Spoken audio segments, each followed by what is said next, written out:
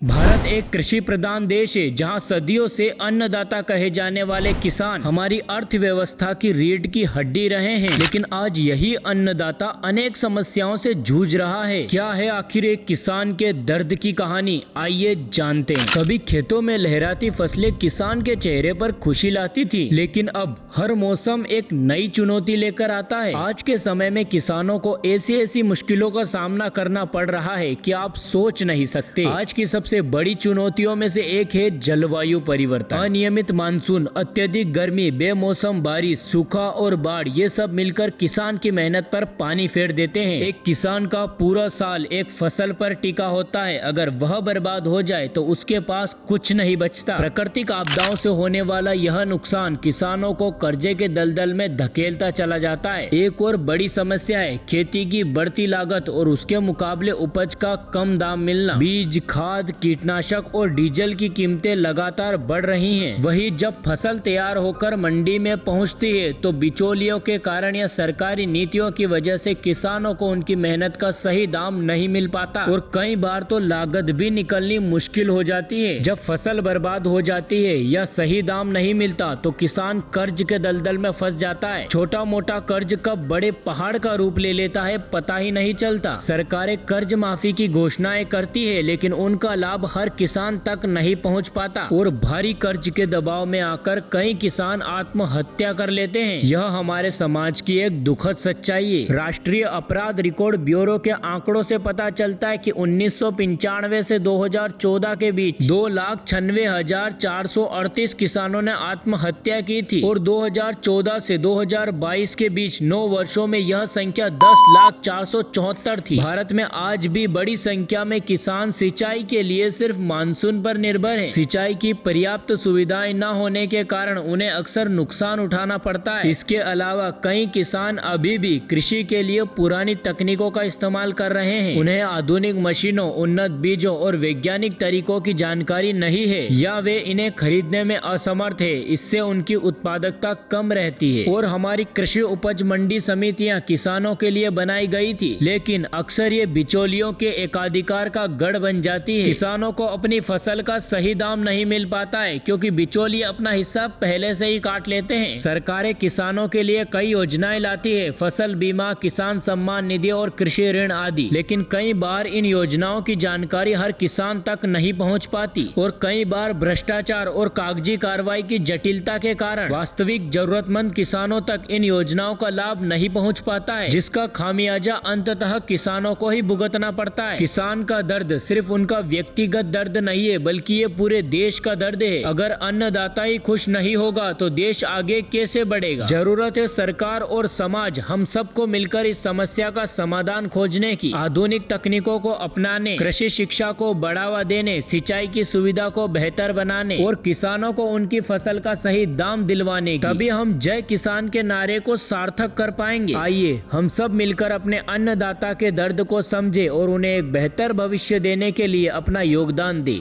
धन्यवाद।